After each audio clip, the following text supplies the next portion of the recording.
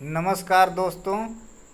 आज यह वीडियो जो स्पोर्ट्स ट्रेनिंग लेकर आया हूँ, इसमें 20 क्वेश्चन कवर करूँगा और यह वीडियो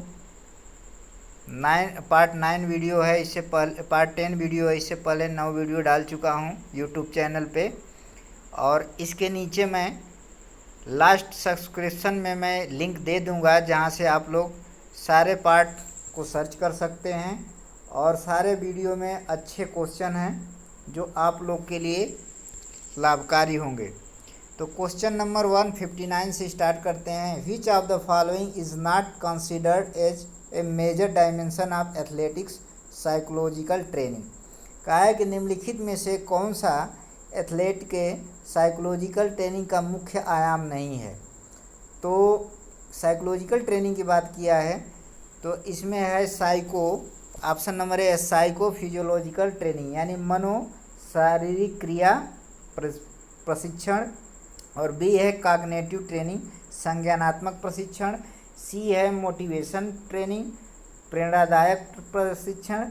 और डी है साइको रेगुलेशन ट्रेनिंग, यानी साइको मनो संचालन प्रशिक्षण। तो ऑप्शन नंबर ए सही है, साइको फिजियोलॉजिकल ट्रेनिंग नहीं है। एथलेटिक के साइकोलॉजिकल ट्रेनिंग के अंतर्गत साइको फिजियोलॉजिकल ट्रेनिंग नहीं है। तो ऑप्शन नंबर ए सही है। बाकी तीनों ऑप्शन नंबर यानी कि बी और सी और डी साइकोलॉजिकल ट्रेनिंग के अंतर्गत आते हैं। क्वेश्चन नंबर 160 है। Which of the following is a major task to be taken up under the long term physiological preparation, यानी कहा है कि निम्नलिखित में से कौन सा मेजर टास्क है जो लॉन्ग टर्म लंबे समय तक साइकोलॉजिकल प्रिपरेशन के अंदर आता है। निम्नलिखित में से कौन सा मुख्य टास्क है, उद्देश्य है जो लंबे समय तक साइकोलॉजिकल प्रिपरेशन के तैयारी के अंतर्गत आता है। तो ऑप्शन नंबर ए है कंसंट्रेशन एंड फोकसिंग, एकाग्रता और फोकस करना। बी है अचीविंग राइट माइंडसेट, अच्छे माइंडसेट को अचीव करना। सी है एडजस्टिंग साइको फिजियोलॉजिकल रिदम्स, यानी मनो और शारीरिक क्रिया रिदम्स को एडजस्ट करना। और डी है गोल सेटिंग एंड मोटिवेशन, लक्ष्य का निर्धारण सेट करना और प्रेरणा। तो ऑप्शन नंबर डी सही है। लॉन्ग समय के लिए प्रिपरेशन यही होता है, गोल सेटिंग और मोटिवेशन। क्वेश्चन नंबर 161 है।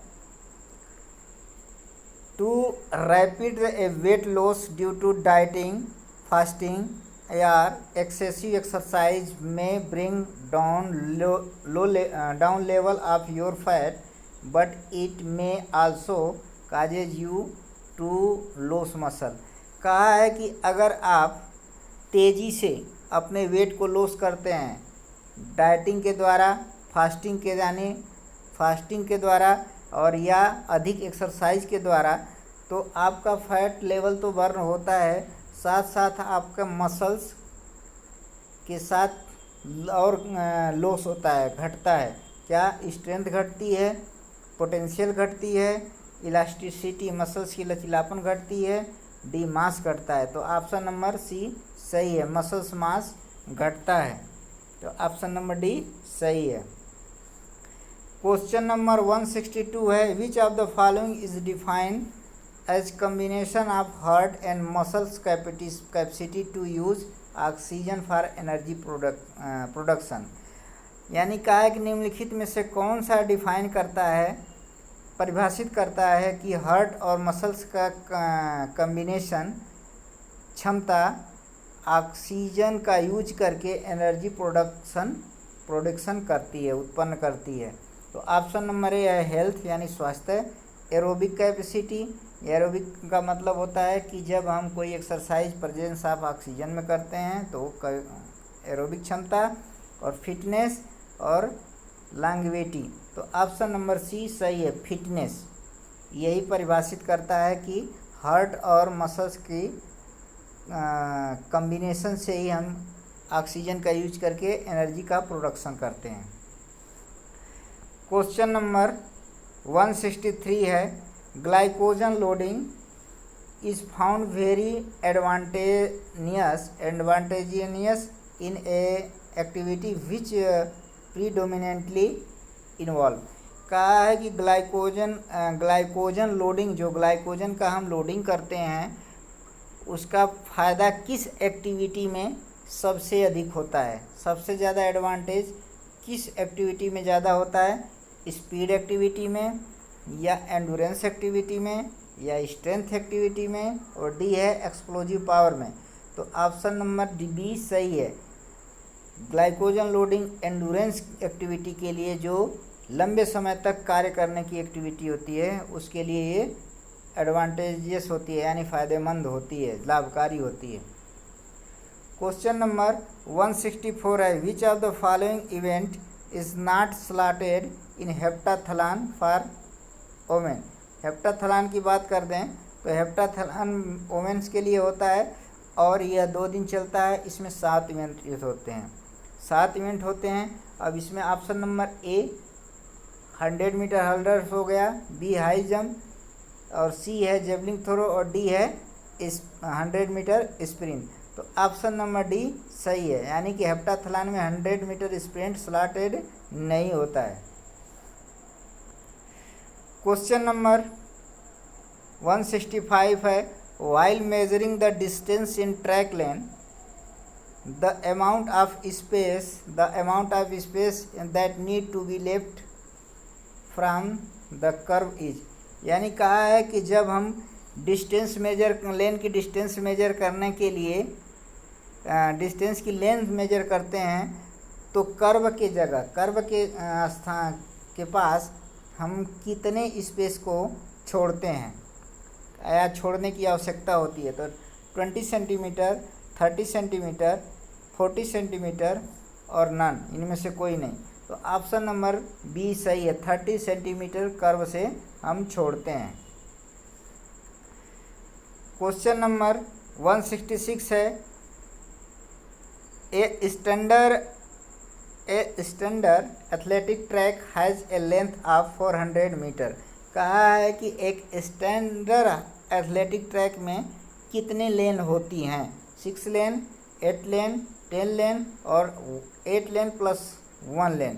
तो ऑप्शन नंबर डी सही है, 8 लेन प्लस 1, यानी कि ए प्लस 1 को ऐड कर सकते हैं, 9 लेन हो सकती है। क्वेश्चन नंबर 167 है, in which of the following track event runner do not use starting block. यानी कहा है कि निम्नलिखित में से कौन सा track event runner starting block का यूज नहीं करता है। तो 400 मीटर, बी है 100 मीटर या 100 मीटर हर्डल, 800 मीटर और डी है 200 मीटर। तो 800 मीटर में स्टैंडिंग स्टार्ट होता है और इसमें स्टार्टिंग ब्लॉक का यूज नहीं होता है। बाकी 400 मीटर, 200 मीटर, 100 मीटर हर्डल और 100 मीटर में स्टार्टिंग ब्लॉक का यूज करते हैं। क्वेश्चन नंबर 168 है, most event allow athlete to wear spikes foot wear with up to. यानी कहा है कि मोस्ट इवेंट में, अधिकतर इवेंट में एथलीट को कितने उसके फुटवियर स्पाइक्स में कितने स्पाइक्स लगाने के लिए अलाउ किया जा सकता है। तो 7 स्पाइक्स, 9 स्पाइक, 13 स्पाइक और 11 स्पाइक। तो ऑप्शन नंबर डी सही है, 11 स्पाइक्स को अलाउ किया जा सकता है। 169 है, races beyond what distance are not run in lane. यानी कि कहा है कि कितने डिस्टेंस के बाद, कितने डिस्टेंस के ऊपर रेस जो होती हैं अपने लेन में नहीं दौड़ी जाती हैं। तो 1500 मीटर, 1000 मीटर या 800 मीटर, 400 मीटर। तो 400 मीटर की बात करें तो 400 मीटर जो होती है अपनी लेन में दौड़ी जाती है। 800 मीटर के ऊपर जो रनिंग होती है अपनी लाइन में नहीं दौड़ी जाती है। तो ऑप्शन नंबर सी सही है।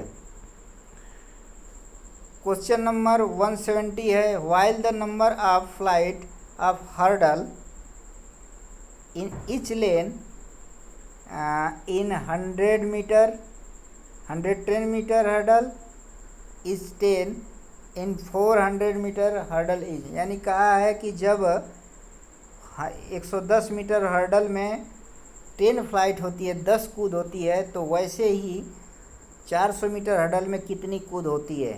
तो 4 फ्लाइट लेस या 2 फ्लाइट मोर, 2 से अधिक, या 1 फ्लाइट मोर, या 1 से अधिक। तो और ऑप्शन नंबर डी है द सेम। तो ऑप्शन नंबर डी सही है। जितना 100 मीटर में, यानी कि 110 मीटर हर्डल में फ्लाइट होगी, यानी 10 कूद होगी, उतना ही 400 मीटर में भी होती है। ऑप्शन नंबर डी सही है। क्वेश्चन नंबर 171 है, according to rules the temperature of water is swimming pool should be around, यानी कहा है कि रूल के अकॉर्डिंग जो स्विमिंग पूल का टेम्परेचर होता है कितने लगभग होना चाहिए। तो अब देखा जाए तो लगभग की जब बात करता है तो 26 से 28 डिग्री जो टेम्परेचर है सेल्सियस वो होना चाहिए, 26 से 28। तो ऑप्शन नंबर अगर माने तो मिनिमम 26, मैक्सिमम 28, तो इसमें ऑप्शन नंबर सी ए सही होगा। क्वेश्चन नंबर 172 है, what is the number of hurdle jump in steeple chase, यानी कि कहा है कि स्टीपल चेज में कितने जंप होते हैं। तो आप हर्डल जंप होते हैं तो 28, ऑप्शन नंबर सी सही है। 28 हर्डल जंप होते हैं, 7 जल कूद होती हैं।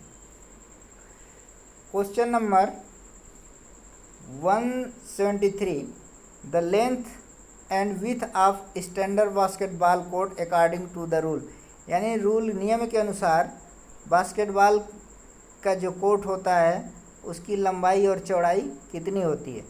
तो ऑप्शन नंबर बी सही है, 28 इंटू 15 मीटर, यानी 28 गुणे 15 मीटर। क्वेश्चन नंबर 174 है, who among the following act as time keeper in a football match, कहा है कि निम्नलिखित में से कौन फुटबॉल मैच में टाइम कीपर की तरह कार्य करता है। निम्नलिखित में से कौन फुटबॉल मैच में टाइम कीपर की तरह कार्य करता है। तो ऑप्शन नंबर ए सही है, रेफरी यही टाइम कीपर की तरह काम करता है और डिसीजन भी लेता है। और बता दें फुटबॉल में कोई टाइम आउट नहीं होता है। क्वेश्चन पूछता है कि किस गेम में टाइम आउट नहीं होता है, तो फुटबॉल में टाइम आउट नहीं होता है। क्वेश्चन नंबर 175 है, in a track and field meet a marshal is appointed to ensure that, यानी कहा है कि ट्रैक एंड फील्ड मीट में एक मार्शल को अपॉइंट किया जाता है। वो उसका फंक्शन क्या होता है, क्या इंश्योर करता है वो। तो ऑप्शन नंबर ए है, एथलीट्स ऑब्जर्व आउटमोस्ट डिसिप्लिन, यानी एथलीट के डिसिप्लिन अनुशासन को ऑब्जर्व करता है। और बी है, the arena is kept clear of the unauthorised individual, जो अनअथराइज्ड इंडिविजुअल हैं, व्यक्ति हैं, उनसे एरिना को, जो ट्रैक एंड फील्ड का एरिना है उससे क्लियर रखता है, यानी कि अनअथराइज्ड व्यक्तियों को वहाँ से हटा के रखता है। तो ऑप्शन नंबर बी सही है।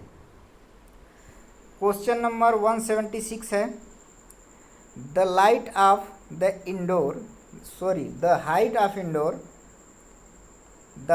The indoor hall where volleyball is play inside as an international event should in no case be less than, यानी कहा है कि जब कोई इंटरनेशनल मैच खेला जा रहा होता है वॉलीबॉल का, तो उसमें इंडोर हॉल की हाइट इससे कम नहीं होनी चाहिए।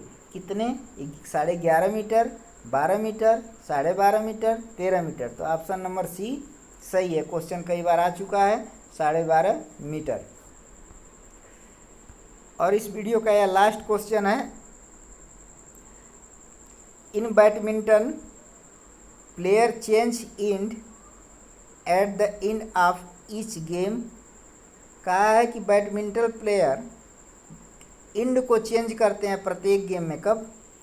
When ईवर umpire instruct them to do, जब उन्हें अंपायर जो होता है इंस्ट्रक्ट करता है ये करने के लिए, निर्देश देता है। बी है when appeal for bad light is made by either team, यानी कि जब कोई अपील होती है दूसरे टीम के द्वारा बैड लाइट, जो खराब रोशनी के कारण। और सी है in the third game when a side first score 11 point, यानी कि जब थर्ड गेम जो फर्स्ट स्कोर 11 पॉइंट हो जाता है तब चेंज होती है। तो ऑप्शन नंबर सी सही है। तो इस तरह मैं आज 20 क्वेश्चन को कवर किया हूँ और यह वीडियो का यह पार्ट 9 वीडियो थी।